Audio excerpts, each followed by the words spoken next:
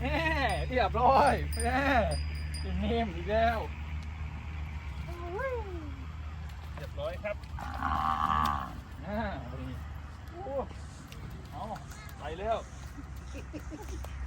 โอ้ผมมาแล้วเพจสาบเสี้ยนตัวนี้นี่5 บาทนี่กินหยามาไปกินหยาเอาไป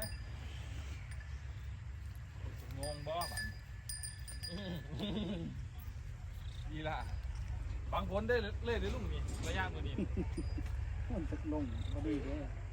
ใครมันทุกพอดีดี